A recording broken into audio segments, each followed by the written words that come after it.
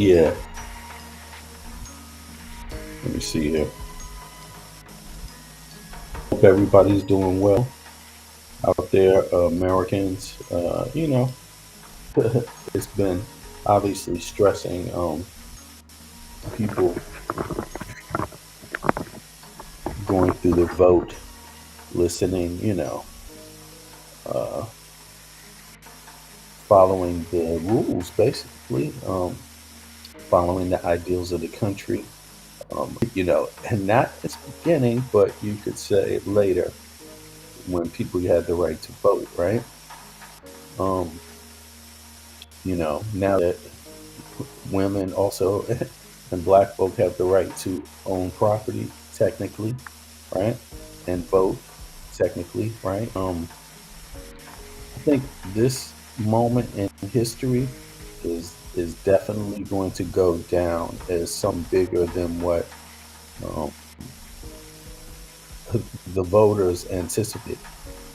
For many, many, many reasons, reasons that people have heard for some time now what the possible threat would be. Um, but it's a democracy, and the way things typically are said to happen in the USA is they vote for it. But I would argue that myself, being this is the second Trump presidency, I will miss. I will be outside. This is the second one. I mean, and time kind of flies for me, but I realized something. I mean, being outside the US, when these changes happen from left to right, no center American policy people can trust. Um, no center American policy and way of life that just becomes consistent, consistent with a little bit of consistency. And the US is one of those nations regarding its people, it has decided that it is okay to take its people through extremes, left, extreme right, or even, I don't even want to say left because these are typical terms, or right. But what I mean is in terms of the policies, policy not matching up, 1 year you get this, next year it's rolled back. The next year you get this, and next year rolled back. That's what I mean. Like that is an extreme, almost violent experience for a lot of people. And it's not something that every nation, people of every nation in the world can respect or have a respect for, because not everybody lives in a nation where these extremes are going on all the time as a norm. Um, and it's really difficult to learn new rules, do things in a different way, that you're used to, or the way that you need it to be. And then to all of a sudden have it taken from you. The way you need it to be for yourself, you have it taken from you. And I think that is a situation that's not healthy for any citizens of any country, let alone the wealthiest country on earth. I mean, that is pathetic. It's not like in the US, people are arguing over discussing whether they should be a part of, the space program. Everybody agrees on that, even Trump, right? Yeah, Trump agrees with the space program. But when you come back down to earth, for everyday people, they don't seem to understand the issues with gas prices, right? And the issue with gas prices is not just gas, but it comes from gas that affects everything else. And yet we had a voting cycle where people literally voted someone in office who just said they're going to drill more oil as a way to deal with that problem, the inflation from the oil.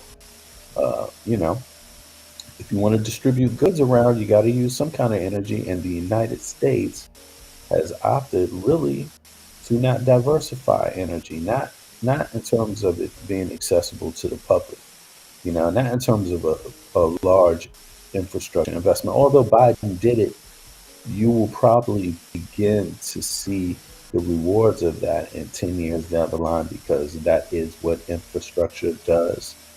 Infrastructure has to be built before you get the rewards, but somebody's got to build it. So your kids will be living still in a Biden legacy, with the infrastructure. Once that rolls in, it will help, but hopefully other presidents will follow up with infrastructure, but we know that what's most likely to happen is that because of Congress, um, is abnormal in the U.S. It's not a Congress of functioning Congress. It's a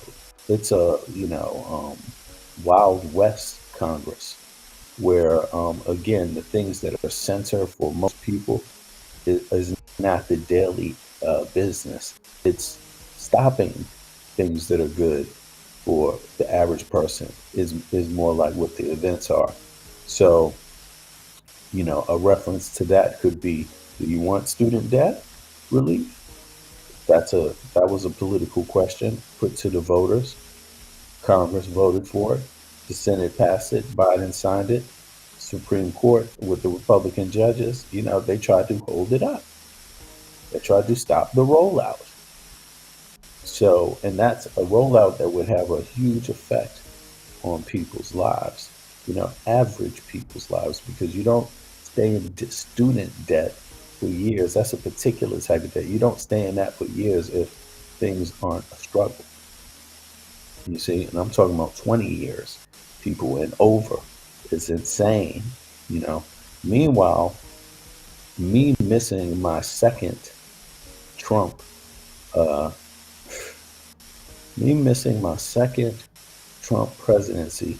I mean, this reminds me so many times over this. I've been back and forth to the U.S. and each time in the U.S. and I'm talking with folks, people always tell me what's on their hearts and what's on their minds. And what's on their hearts in America and their minds, what's in their heart and minds is that, damn, you move to a place that actually provides universal health care, Bennett. And I'm like, yeah, I did. And they're like, damn, people ask me questions. What's the job market like? Job market's pretty strong here, very strong. Minimum wage here is $20, above $20 an hour. Yes. And you get benefits with that $20 an hour that you earn, right?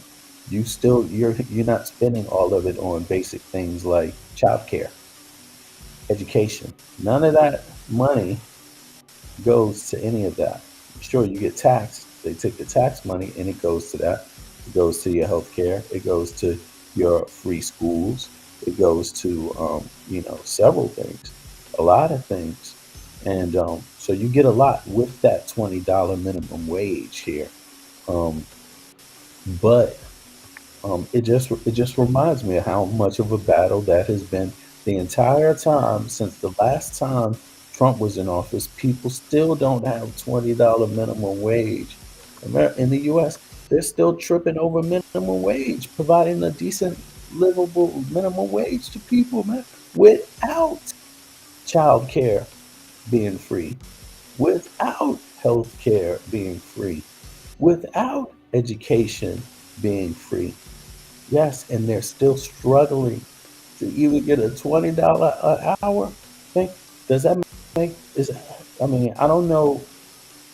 That's a really sad thing to see because you think things change. So now it's the second Trump presidency, and how much has things changed? It's coming up. The second one is coming up. How much has things changed? Whether it's Republican or Democrat, which parties are talking about the minimum wage? Republicans? Which party have you heard talking about education? Republicans? Which party have you heard talking about housing, affordable housing? Not housing for real estate endeavors like buy it, sell it, flip it, not for that reason, for people to live in. Homes for people to actually live in. Um, what party is talking about those things? And it's just really wild. So the first Trump presidency, I remember that was coming off of Obama's presidency. And I remember here outside of the US, people never thought that the US would have a black president or anyone else besides a white president. Boom.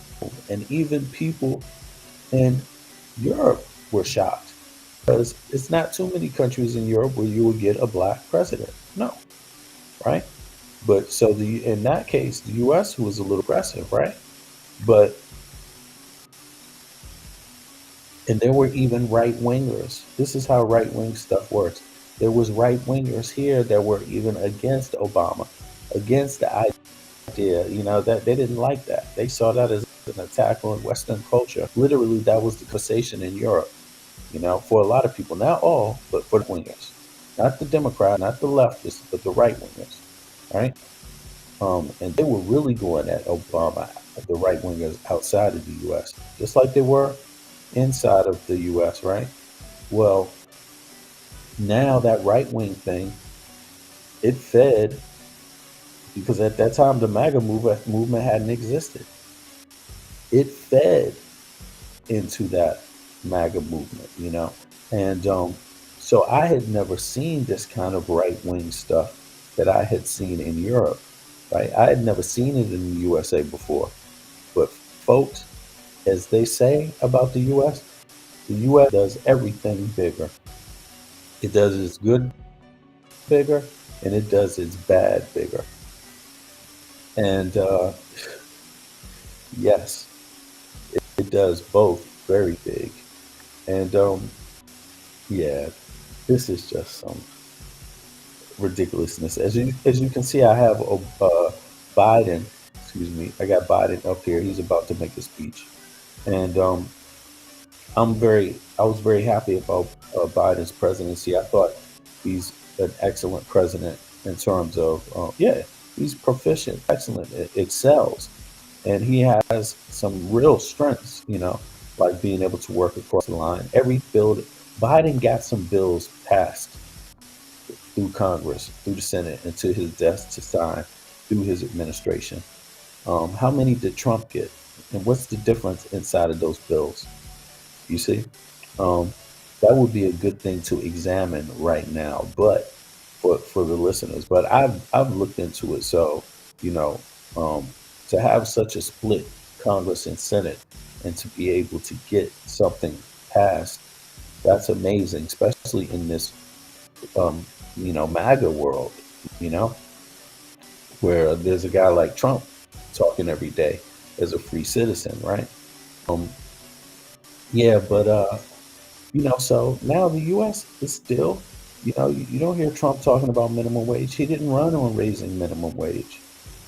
He ran on reducing inflation, and how he's going to do it is by drilling more gas. But the gas companies are already making records amount of money. So are they going to bring the cost of gas down? Are they going to do it? Is the government going to do it? Or are they going to just ask the gas companies? You do know how many of these gas companies, how much money they give Trump, right? I mean, I don't know. I don't know, but let me see here. Oil lobbyist. How much is the oil lobby in the USA? Let me see here.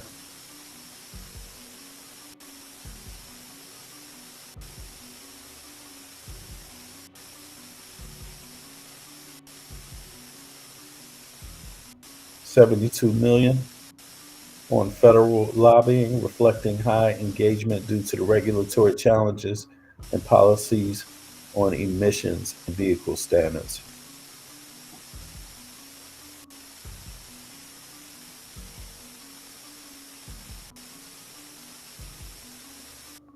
That's just federal lobbying, right?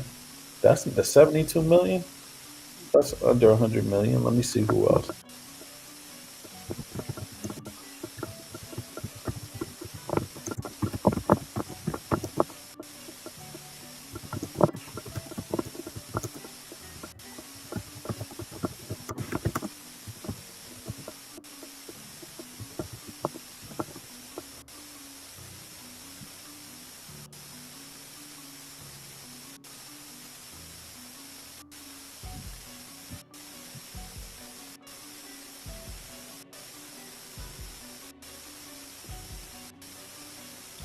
In the 2024 presidential race, oil and gas lobby contributions largely favor Republican candidates, particularly those supporting traditional energy policies. Donald Trump, who advocates for increased domestic energy production, has received considerable financial backing from industry. Democratic candidates such as Joe Biden receive less direct funding from oil interests, but often gain support from renewable energy and climate focused sectors. Super PACs also play a significant role funding pro oil candidates in both direct and indirect ways to influence policy. Now, you could already see that Biden has promoted oil and gas and renewable energy, right? Um, he's promoted both, even in the infrastructure package.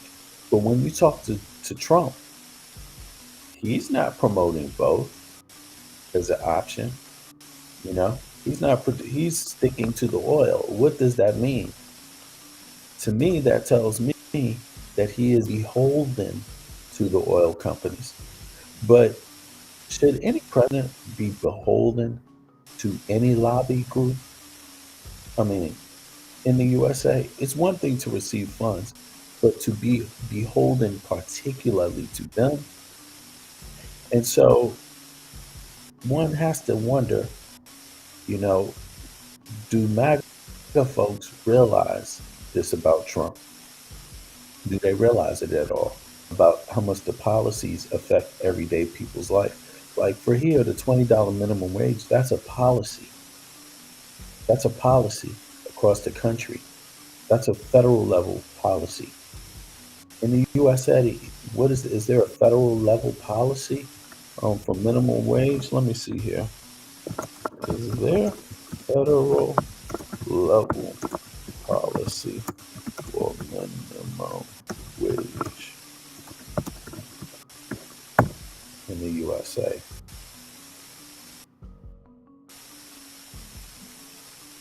Look, the United States has a federal minimum wage policy established under the Fair Labor Standards Act, FLSA. Donald Trump's probably going to get rid of it.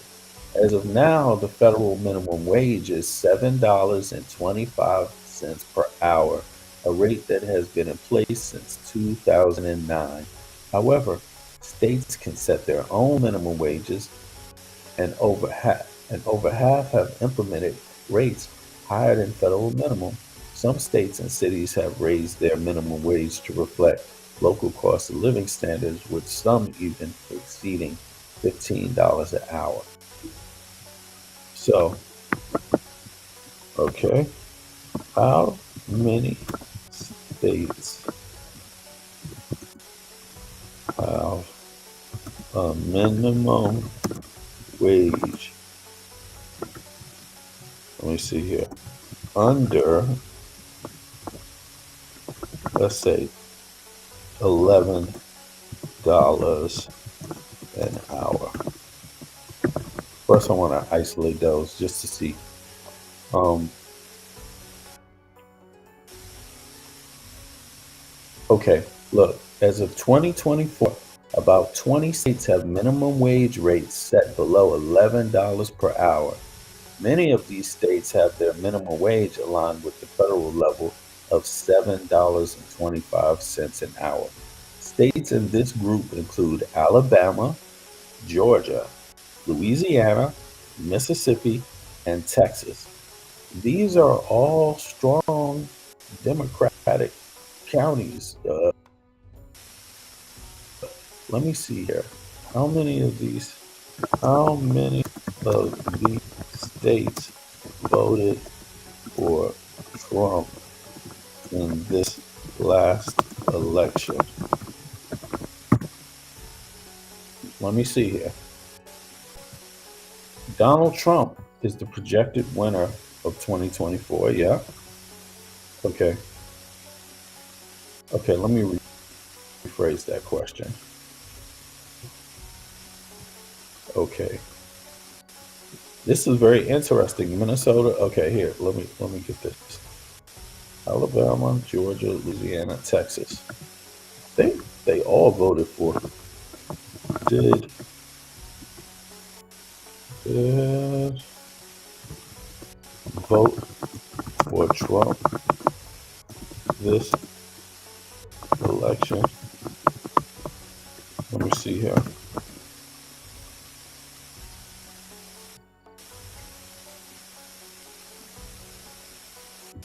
You know what? They keep referring me instead of, so I guess maybe the data's changing so it doesn't. Let me see here. What states? I'm pretty sure. Hold on, let me just open the damn map up. Electoral map.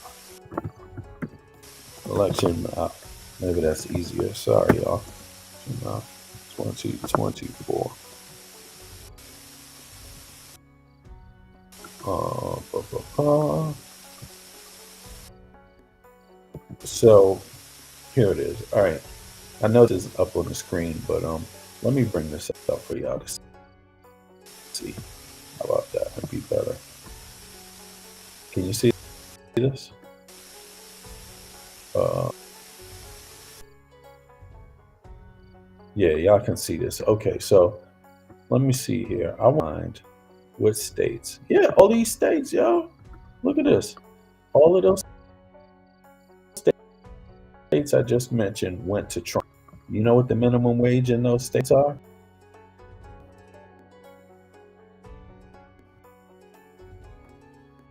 This is really ridiculous. And these are states that voted for Trump, but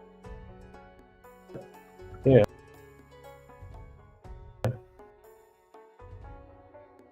check this out.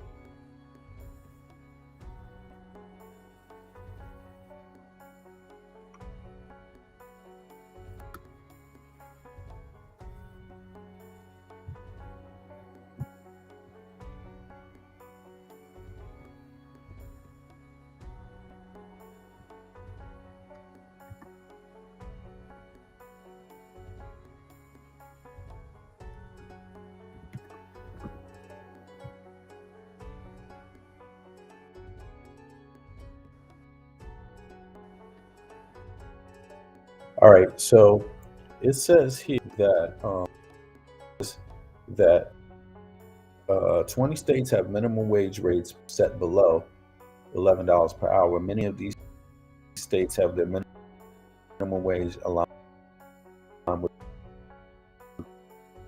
the federal level of 7.25 per hour. But um, you know, it could be an executive decision by Biden or Trump, or it can be accomplished like business should normally go from senators and congressional members that care about the country.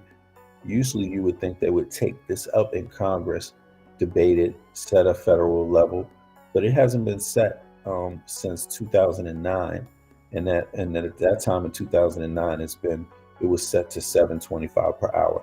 Now, these states in this group, Alabama, Georgia, Louisiana, Mississippi, and Texas, right? Um, they are all here, and they voted for Donald Trump. You see, they voted for Donald Trump. Um, and so my question is, why are these congressional members in these states not taking up the federal minimum wage? Because they are paying the minimum wage in those states that I mentioned is the lowest you could possibly go, period. It is already at a level that was set in 2009. It hasn't been upgraded since then in their states.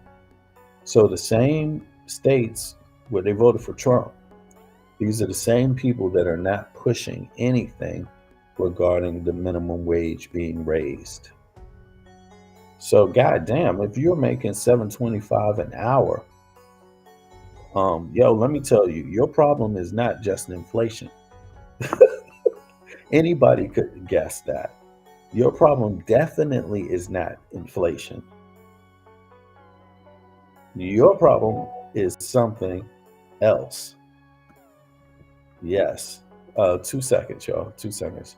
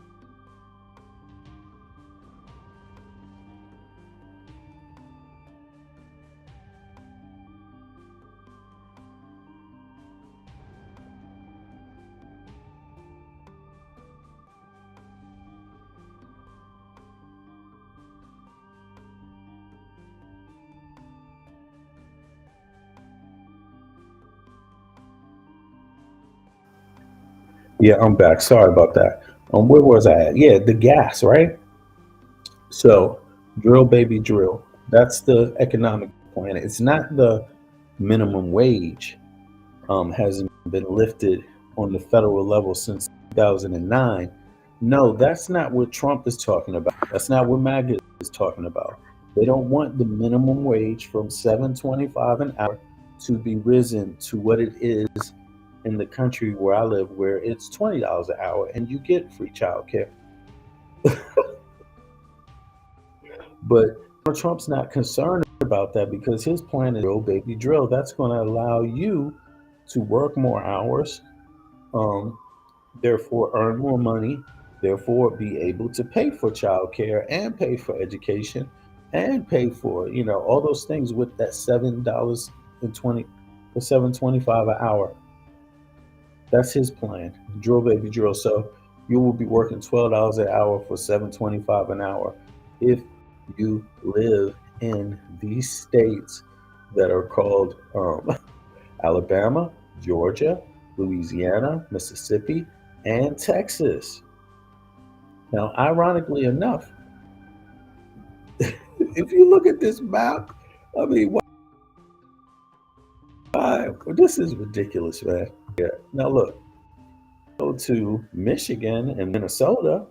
What do you think the state minimum wage is there? Take a guess. Michigan and Minnesota. This is funny. Minnesota up here. Oh, Minnesota went to Harris? Okay. Minnesota's up here, but Michigan didn't? Oh my God. Theirs is $10 an hour, right? But at least they have the sense to raise it to $10 an hour, but they're paying people $7.25 an hour in the states of Alabama, Georgia, Louisiana, Mississippi, and Texas. That's what the minimum wage is in those states. And I'm just really curious why they're not talking about that.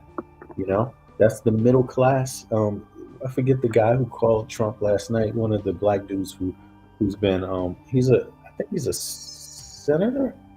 Um, but he has been blowing the horn for Trump, and he said, yeah, now after this election, the the Republican Party is the party of the working class. Okay, so if that's the truth, then what are y'all gonna do? All that red down there, what's the minimum wage?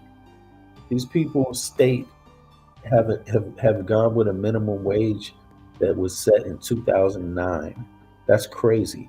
Now, in any case, I get paid. I mean, the minimum wage where I live is $20 an hour. That's not in the U.S. And you get free health care.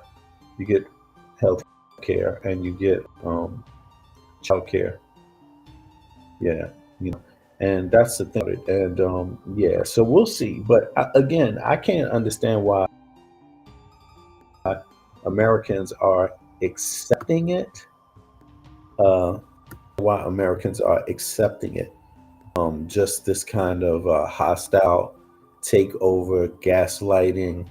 You know, I mean, because they really use the real gaslighting technique that just kind of leaves people shocked at what they're seeing. But yeah, they really did bully you about um, this election. People got bullied, and on top of that, people also got misled because apparently there's a lot of people that seem to think Trump is going to offer more than what he says.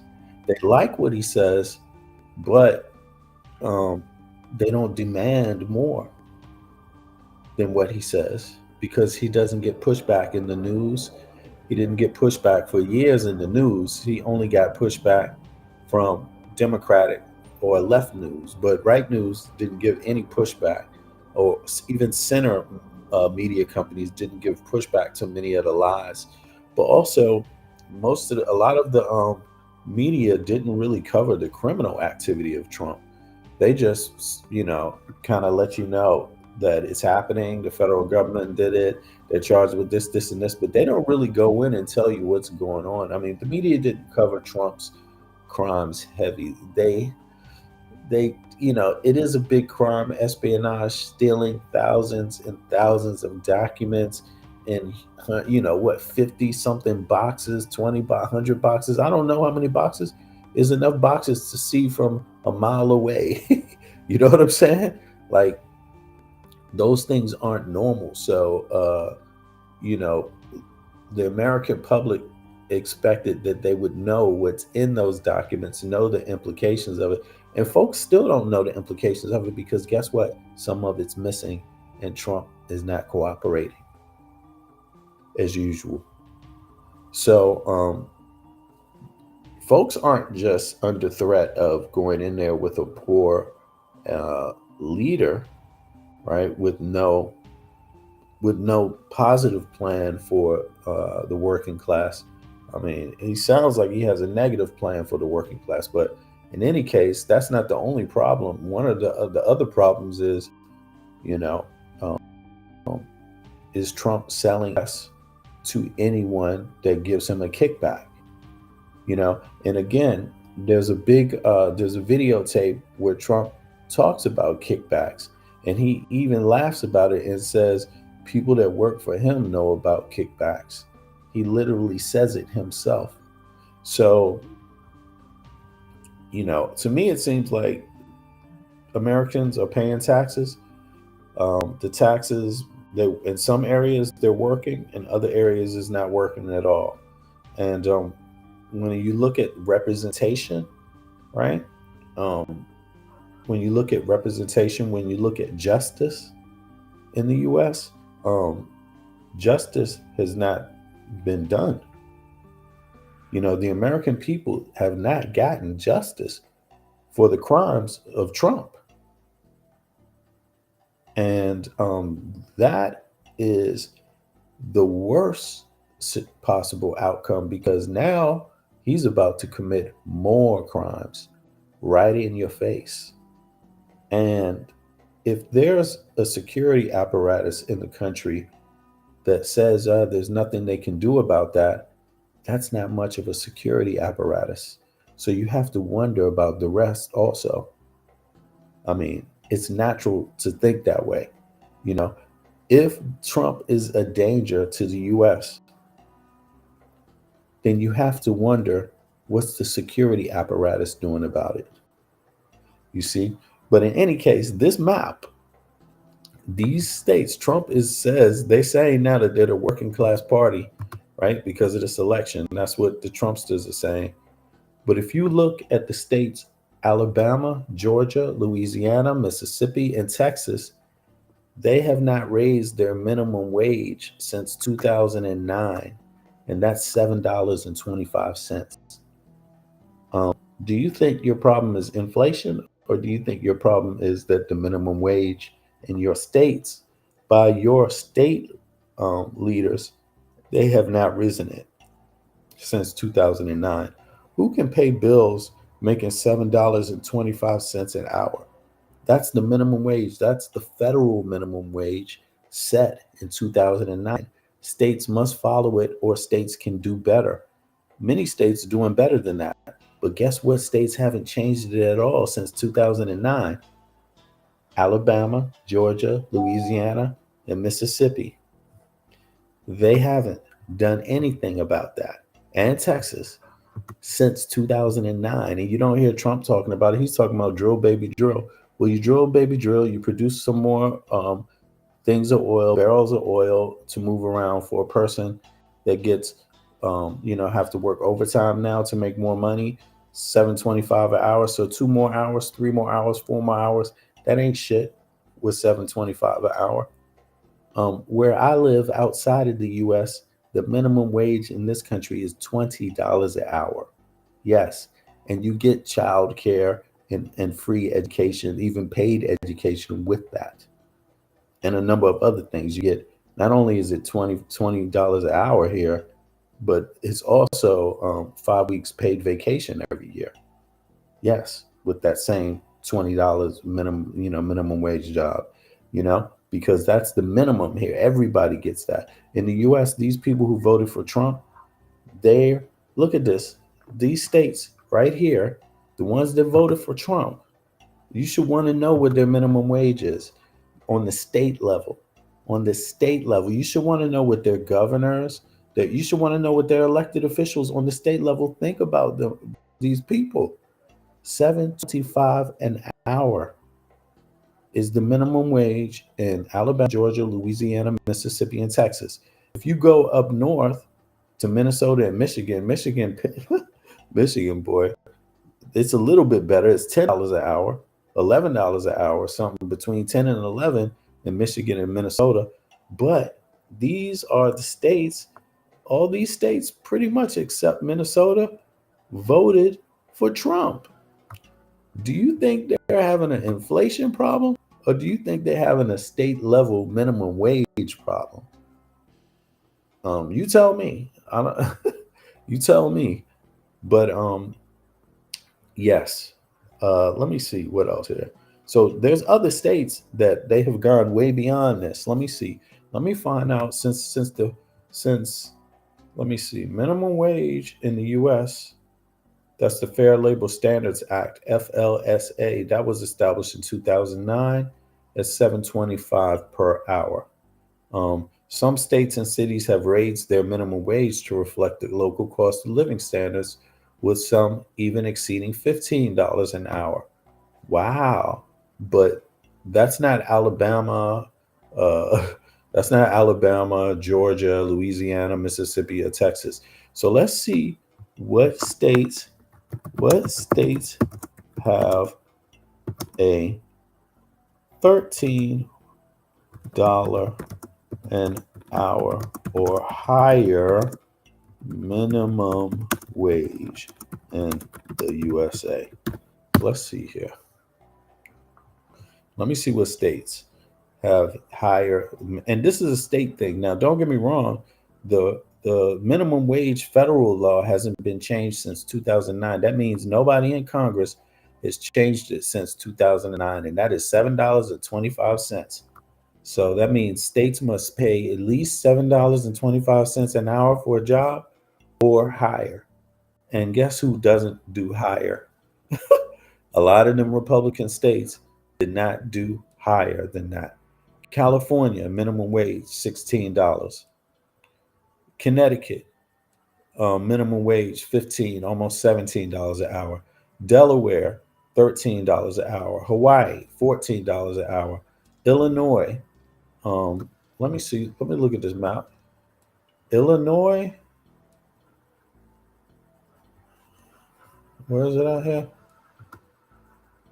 Illinois is a blue, they went for Kamala, right? And Illinois state minimum wage is $14 an hour. Maine, let's see here. Maine went for Kamala also, except one small district, right?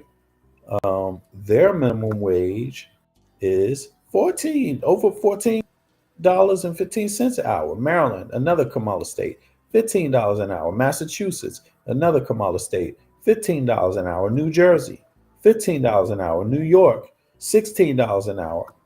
Rhode Island, $14 an hour, right? You can see Democratic states pay a better minimum wage to their workers. No wonder inflation might be hitting them a little different. Do you think so? Duh. Yes.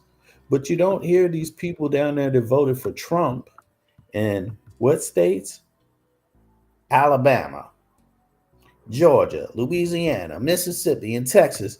You don't hear them asking their state legislators to raise the goddamn minimum wage from $7.25 per hour to something livable.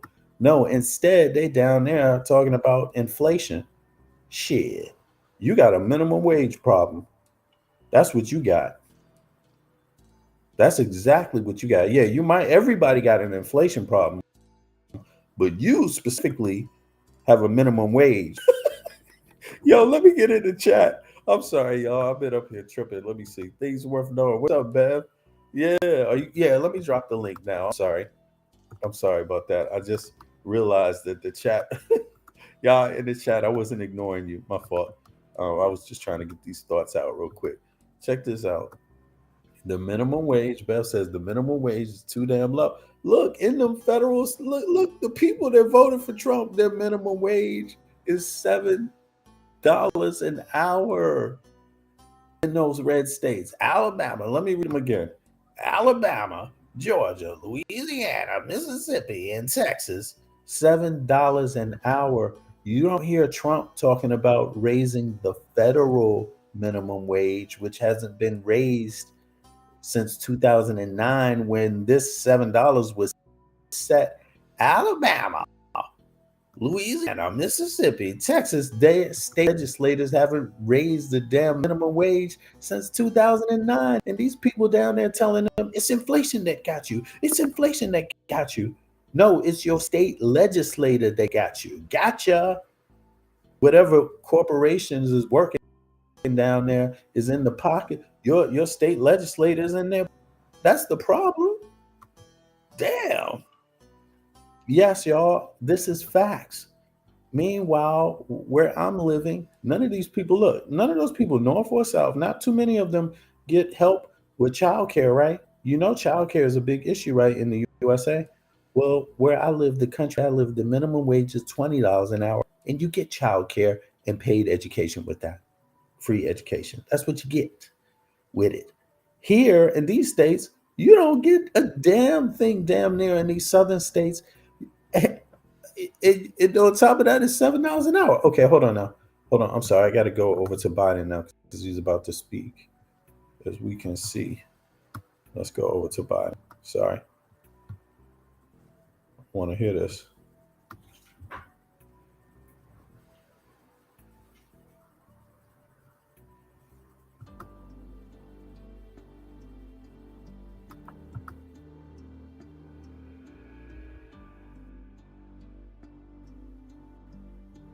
Okay, good. Let me turn down the background music a little bit. All right.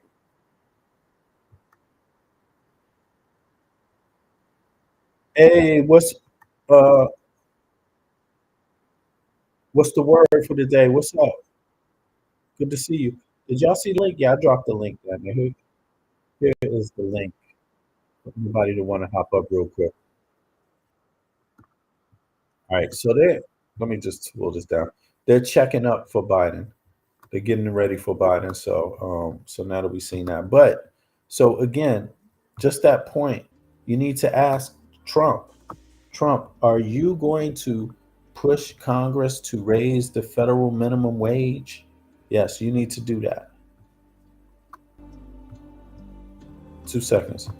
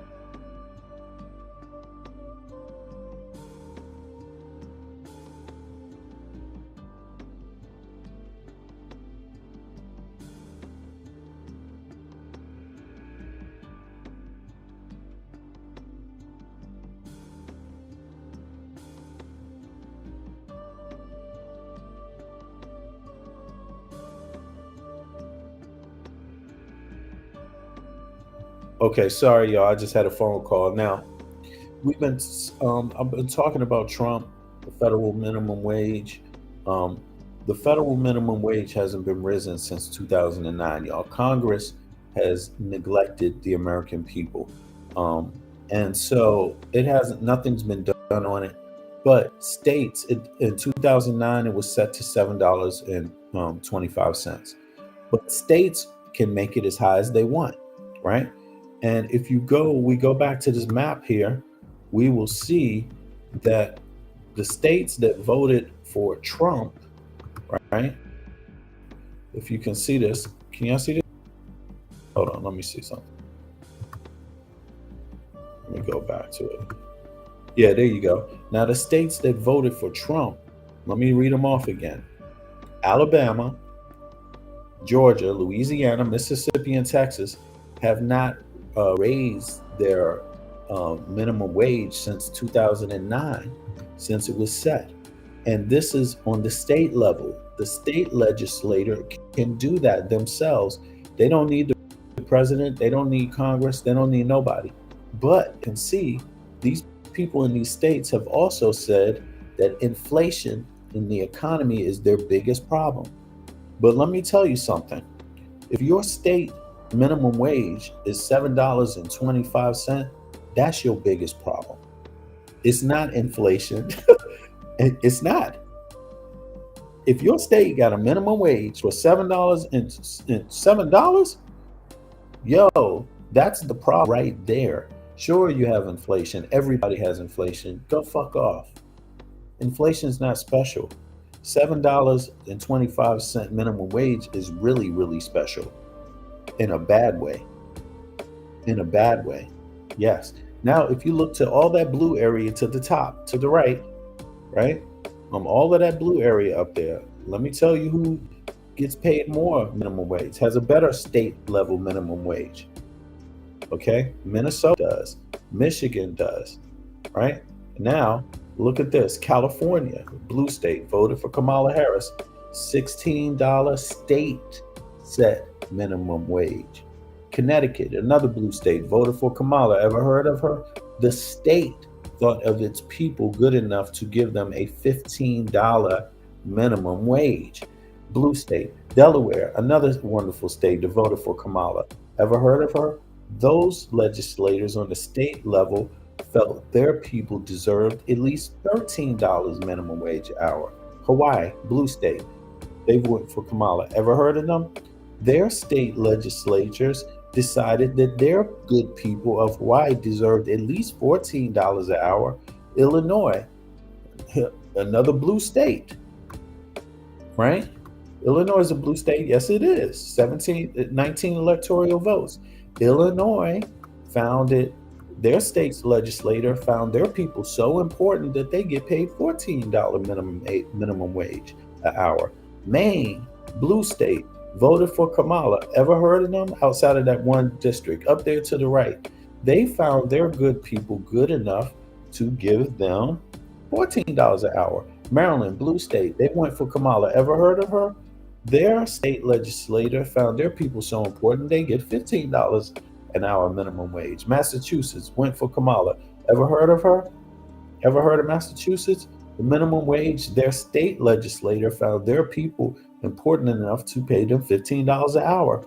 And they have an inflation problem. Do you think the person with making half of that has an inflation problem or has a minimum wage problem? You tell me. New York, $16 an hour. Oregon, $14 an hour. Rhode Island, all those are blue states. They gave their people, their state legislators in those blue states, gave their people a better working wage. They could have done that in Alabama. They could have done that in Louisiana. They could have done that in Georgia. They could have done that in Mississippi. They could have done that in Texas. Also, especially if they want to complain about inflation being the problem. No, your low minimum wage is the problem. These red states, they don't pay people shit. That minimum wage, yo, you could take $7. Yo, where is this? Where are you living? What country is this again? Something's not right. Look at that, Florida. Look at Florida. Huh. I wonder what Florida's minimum wage is. Let me go check that real quick. What is Florida's Florida's minimum wage?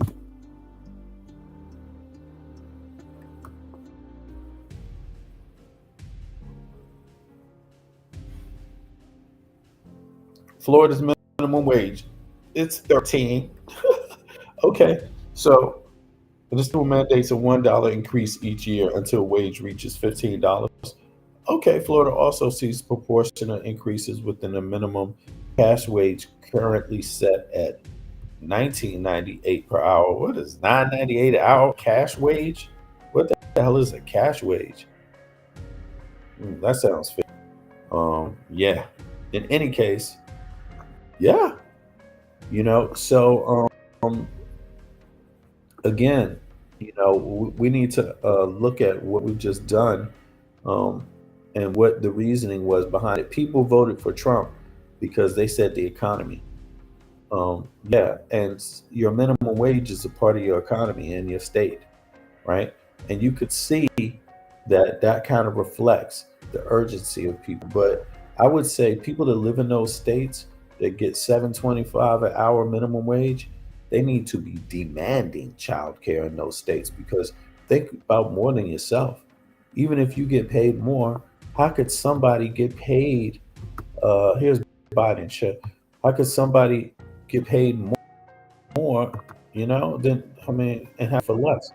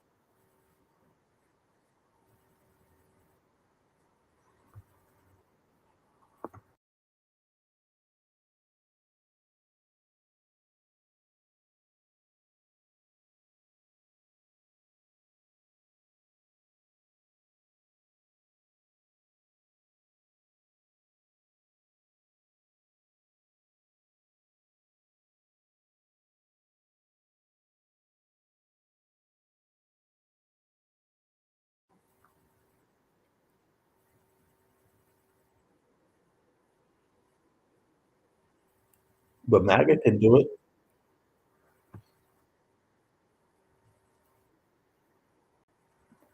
Trump can do it.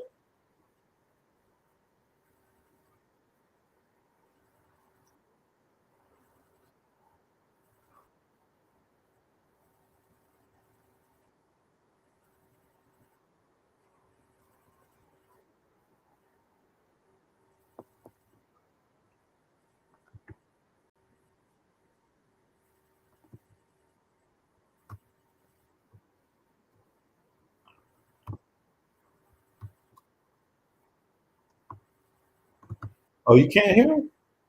You can't hear Biden? Okay, hold on.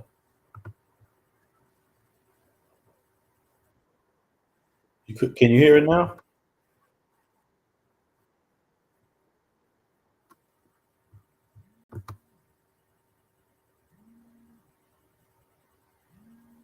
Hold on, it's coming. You hear it now?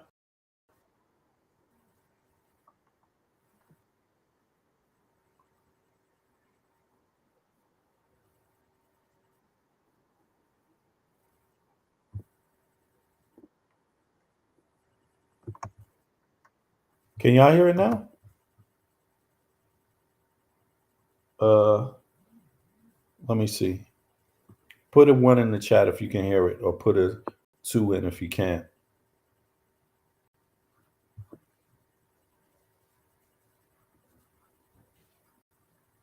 You can't hear it?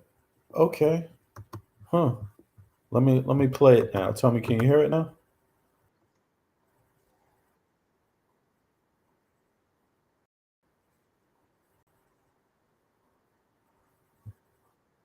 Uh-oh. Okay, hold on. Let me just Yeah, you can't hear it. Okay.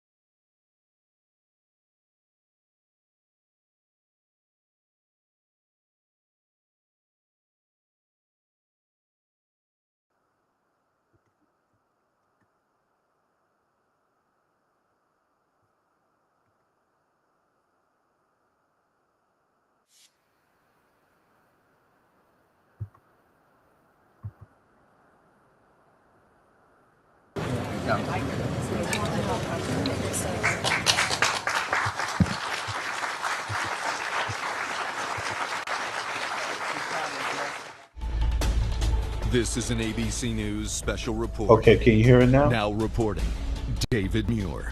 Good morning, everyone. We're coming on the air because President Biden is addressing the election. Let's listen. Please. Thank you. Good to see this cabinet and staff together. Thank you.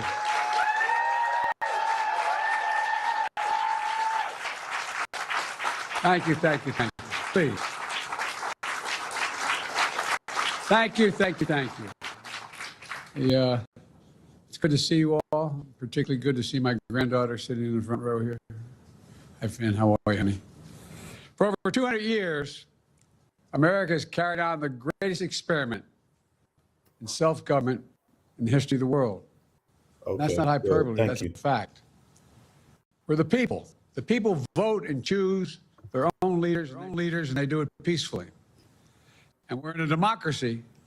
The will of the people always prevails. Yesterday, I spoke with President-elect Trump to congratulate him on his victory. And I assured him that I'd direct my entire administration to work with his team to ensure a peaceful and orderly transition. That's what the American people deserve. Yesterday, I also spoke with Vice President Harris. She's been a partner and a public servant. She ran an inspiring campaign, and everyone got to see something that I learned early on to respect so much, her character. She has a backbone like a ramrod. She has great character, true character. She gave her whole heart and effort, and she and her entire team should be proud of the campaign they ran. You know, the struggle for the soul of America, since our very founding, has always been an ongoing debate and still vital today. I know for some people, it's the time for victory, to state the obvious. For others, it's a time of loss. Campaigns are contests of competing visions. The country chooses one or the other. We accept the choice the country made. I've said, you can't love your country only when you win. You can't love your neighbor only when you agree. Something I hope we can do, no matter who you voted for, is see each other not as adversaries, but as fellow Americans. Bring down the temperature. I also hope we can lay to rest the question about the integrity of the American electoral system. It is honest, it is fair, and it is transparent. And it can be trusted, win or lose. I also hope we can restore the respect for all our election workers who busted their necks and took risks at the outset. We should thank them.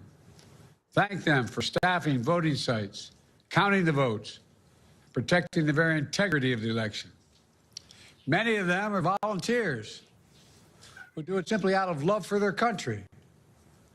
And as they did their duty as citizens, I will do my duty as president. I'll fulfill my oath, and I'll honor the Constitution. On January 20th, we'll have a peaceful transfer of power here in America. To all our incredible staff, supporters, cabinet members, all the people who've been hanging out with me for the last 4 years, God love you, as my mother would say. Thank you so much. You put so much into the past 4 years. I know it's a difficult time. You're hurting. I hear you and I see you. But don't forget all that we accomplished. It's been a historic presidency.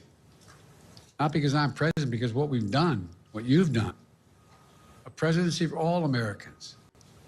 Much of the work we've done is already being felt by the American people, but the vast majority of it will not be felt over the next 10 years.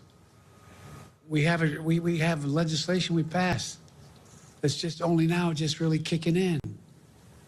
We're going to see over $1 trillion worth of infrastructure work done, changing people's lives in rural communities and communities that are in real difficulty, because it takes time to get it done. And so much more. It's going to take time, but it's there. The road ahead is clear, assuming we sustain it. There's so much we can get done and will get done based on the way the legislation was passed. And it's truly historic. You know, we're leaving behind the strongest economy in the world. I know people are still hurting, but things are changing rapidly. Together, we've changed America for the better. Now we have 74 days to finish the term, our term. Let's make every day count. That's the responsibility we have to the American people. Look, folks, you all know it in your lives. Setbacks are unavoidable, but giving up is unforgivable. Setbacks are unavoidable, but giving up is unforgivable. We all get knocked down. But the measure of our character, as my dad would say, is how quickly we get back up. Remember, a defeat does not mean we are defeated. We lost this battle. The America of your dreams is calling for you to get back up. That's the story of America for over 240 years and counting. It's a story for all of us, not just some of us. The American experiment endures. We're going to be okay, but we need to stay engaged. We need to keep going. And above all, we need to keep the faith. I'm so proud to have worked with all of you. I really mean it. I sincerely mean it. God bless you all. God bless America. And may God protect our troops. Thank you, thank you, thank you. President Biden in the Rose Garden to applause there at the White House. His first comments after the election, the loss of the election by Vice President Kamala Harris. President-elect Donald Trump, he spoke at the phone call with him. He spoke of the vice president as well, calling her a partner, a public servant, saying the country got to see a side of her he has known since he began working with her. Her character, her true character, he said Kamala Harris gave her whole heart that she should be proud. But of this election, he said, we accept the American people have made. And he went on to say something we have heard from him before. You can't love your country only when you win. You can't love your neighbor only when you agree. I want to bring in our chief White House correspondent, Mary Bruce. Right. Mary? Well, David, this was a chance for the president to speak to what we know is a very divided country. And as he said, to assure, his supporters, Kamala Harris's supportors, and also those who voted for Donald Trump. I respect the president's statement. And, and of course, Joe Biden has been an exemplary president, really. And the people have accomplished a lot under his leadership. Just unfortunately, all of it is not a direct, it doesn't have a direct, immediate impact. But it's true what he's saying. The infrastructure project is going to provide jobs, safety also, right? And help infrastructure also to diversify things. The number one, it's like, what type of vehicles are people going to be driving around in? I mean, is it wise to bank on private industry doing what's best for the American people, or do we need a government with representatives that make sure the people's best interests are being taken care of. Now, I understand Biden's statement, but from the outside, I'm not in the same position as most Americans, right? I'm not in a position to love it no matter who wins or leaves, who wins or loses, because I'm living on the outside. My minimum wage where I live is $20 an hour. It's not $7 an hour. So, in terms of minimum wages, there is no comparison with myself and somebody that's making $7.25 an hour, like really in modern times, right? So, no matter who wins or loses, yeah, of course I love my country. I do, because I'm not going for the roller coaster ride. It's not up and down every election for me. It's not here you get this and then the next election here that gets taken away from you. That's not what I'm going through personally as an American citizen, because I live outside of the US, right? In another NATO country, right? But the thing is that really when you live outside, you get to see how volatile Americans are. And this is one of the particular ways the politics is volatile. The politics is insidious. It's out. Actually, it's outrageous, to be honest, because there's no center. There's no center. It's all roller coaster. You know, you can look at all the data across the board. Now, you could argue some of these things like, let's go back to this map. You could argue that some of these things like minimum disparity across the country, right? You could argue, let me put this over here. You could argue that the difference is the cost of living. That's why in Alabama, Louisiana, Texas, and the minimum wage is $7 on the state level. The state set minimum wage is $7.25. You could argue that, yeah, and somebody in Minnesota where it's 15 or 11, something like that. What is Minnesota? It's 11, right? Um, you could argue that, yeah, that's just reflective in the cost of living. Yeah, yeah, yeah. But it's also reflected in how much inflation hurts your pockets too. It's also a reflection of that. So you could see though there's disparities. All the blue states is getting something like $10, $11 out, $10 and above, $10, $16 an hour, in some places high. But all those blue states is like 10 to $20 an hour, maybe $16 an hour. All those blue states there, right? Pretty much. And the red states, their minimum wage is much lower. But here's the kicker: when is the last time it's been raised? That 725 has been that way since when? 2009. Hold on 2 seconds. Hold on.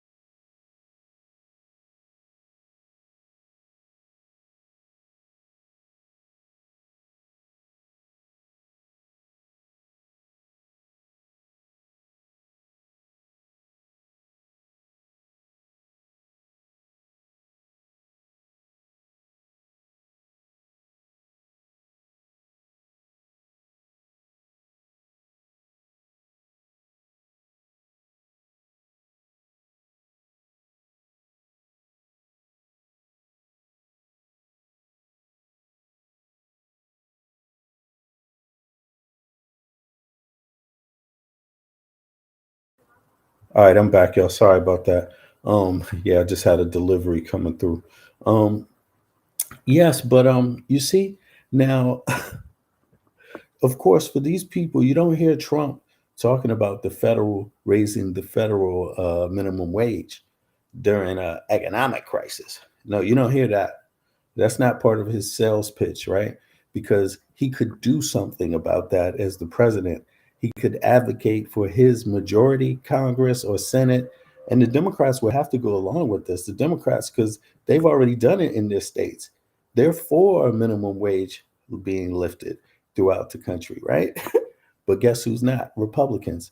So why don't the folks deal with that? Why don't they deal with that? Because pumping oil, all you're going to do is get one more barrel. You know, that's just one more brick in the wall. That's not the same thing. Think of it. If you're a worker and you spend, let's say you want to make some extra money. So you work overtime 3 hours extra a day. Well, that's only $7.25 an hour extra. That's not like enormous amount of money or something like that. That's just like small amounts of money. So you're working more hours, but are you really achieving much? No, not really. Not with that kind of minimum wage. You're not. And keep in mind, they're expecting you to pay for, childcare, health care, all these other things as well. You see what I mean? So I don't know where $7.25 an hour in a nation, again, we're talking about federal level, a nation that is $27 trillion a year. Every year is projected to rise another $1 trillion, and it has for the last 20 years, regardless of who the president is. This is the reality. So, are those states? You think those workers in those states are having a inflation problem, or do you think they're having a minimum wage pay problem? I don't know. When you look at it compared to other states, it seems like they're all having an inflation problem too, but you know, the outlook seems different, and maybe it's because of the minimum wage. Maybe it's because of the minimum wage, which is set on the state level. Because again, Alabama, Louisiana, and all of that, they set it at $7.25, but that's the federal minimum, which hasn't been adjusted since 2009. So, in any case, y'all, Biden, he is a good president, and sorry to get off track a little bit, but the thing is that I'm not living in the U.S., and I agree with that sentiment generally, but as far as the volatile nature of what Americans are about to experience, I don't find that's enough. I don't find that's enough. And it's because maybe it's my age, right? But I just got to a point where it's like a certain kind of lifestyle I like, and I don't like it to go through a whole lot of shenanigans, ups and downs, and all of these kinds of things all the time, every 4 years. To me, that's not good governance. Yeah, it's not good governance. And I'm telling y'all, for a taxpayer, for you all are taxpayers, this is not good governance. And I'm not talking about one party or the other. We can see obviously one is more problematic than the other. But what I mean is just the general nature overall, the rules, the basic rules are chaotic. They leave too much room for this you know, volatile situations to occur for American citizens. The idea of governance, good governance, is not for there to be a roller coaster ride every 4 years. That's not good governance. That's not good democracy. You know, like Biden said, give the infrastructure plan some time. Yeah. We know that. That's great. That's wonderful. But if we just look at it from not the macro, but from the micro sense, a lot of people are going to go through some volatile, maybe even violent times. I'm not talking about maybe gun violence or physical violence like that, but I just mean other forms of violence. Having violent experiences, stress over your lifestyle. Women, think about that. that you want to be a woman right now when they're talking about banning abortions and they're lying about how they're going to ban it? They don't even know what an abortion is and they want to ban it. 1,000 different types of abortions, most of them to save the woman's life. And these people are out there talking about, purely save the woman's life. We're not talking about what the situation the fetus is in or the unborn child is in. We're not talking about that condition because that condition can also be something you might not be able to deal with. I mean, do you want a child to give birth to a child with a curved spine who will never be able to walk, has, a leg, two tiny nubs on their, you're going to pay for the medical care? Wouldn't you like a doctor to be able to tell you, to help you with that when you're early in your pregnancy, when the fetus and a child is developing? Wouldn't you like to be told? Because that's going to be a violent transition from, everyday life to now having a life where you have loads of medical bills and responsibilities and you won't have a life anymore. That's a total different situation. That's not a gradual change. That's drastic. You see, and that's what I mean by violent. Yeah, but in any case, I'm cool with that. But again, I don't have to live with Trump. So if the American taxpayers is cool with that, y'all cool with that. Me, I'm not cool with that. I don't like that. I've gotten accustomed to something different from government. And sure, there's right wing in it and there's left wing and all of that. But the basic foundation is smooth, functioning well, well-oiled machine, makes sense, not a lot of crime. Not a lot of crime because nobody's got to go out there and knock somebody upside their head because they need some money for childcare. Basically, really. You know what I'm saying? The minimum wage is $20 an hour here. That kind of crime reduction. You see, not 725 an hour doesn't reduce a whole lot of crime if you're American. If you, what I'm saying? I can understand if you not, if you used to being paid so much less. Maybe I don't know. But to me, that tells me you're likely going to be. You might be more likely to commit a crime. It's with a minimum wage of $7.25. I'm just saying, if money is what motivates you to do crime, that might concern you. That 725. If you're concerned about crime, that 725 might be something you can work on the state level. You don't even need the president to do nothing, but he could change it on the federal level. Then the states would have to follow. Let's say Trump calls Congress in and says, "Hey, y'all, we Congress, the Democrats won't get nothing through the Senate without us. So let's make them work on this minimum wage bill with us." Matter of fact, they want it raised too. Oh, great. Well, let's raise the federal minimum to $11 an hour. Right? How about we do that? Or 12, let's raise it to $12 an hour. How about that? The minimum. That won't change it from states. States will, they can pay people more. Other states already do. But what about the states that haven't changed it since 2009? Wouldn't that help those workers? Wouldn't that help their communities? Well, I mean, I don't know. Or I mean, to me, it sounds like that because if you're getting 725, man, you're always going to be in need of a whole lot of help, essentially. But all right, y'all. So I think it's been great. Biden's done well, but I'm gonna be honest. For me, I don't think it's enough. I don't think the message is enough because of the volatility. The violence is not normal. And so to expect people to just sit and wait to be attacked, that is not that's not possible. And these people have threatened openly, and they have not withdrawn those threats. So a lot of Americans are bothered right now about what is to come. So that message right there, to me, although it's the right message technically, Um, it's not the message I'm really looking for,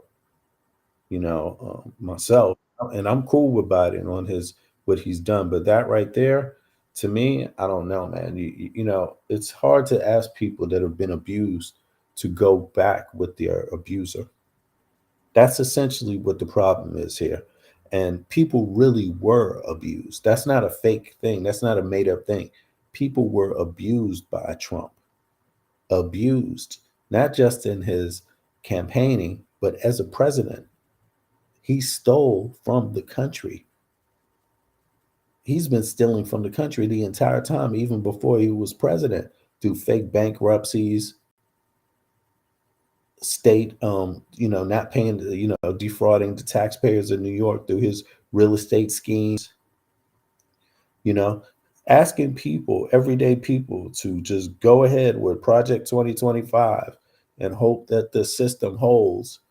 To me, I'd rather hear the message of fight, and I don't mean violence. I mean like get ready to fight, get ready to mobilize on the ground, get ready to organize on the state level, get ready to do everything, fight against, to put down the president, to restrain Donald Trump, and to restrain the criminal activity that is going to come from MAGA. See, that's the threat. You're under criminal threat, the average person. Anyway, y'all, that's my message for today or for this afternoon. I hope everybody's having a great day. And I see Bev couldn't come up, but that's all good. We're gonna wrap later. I'm gonna check up with everybody in the weekend sooner. So I appreciate y'all. One.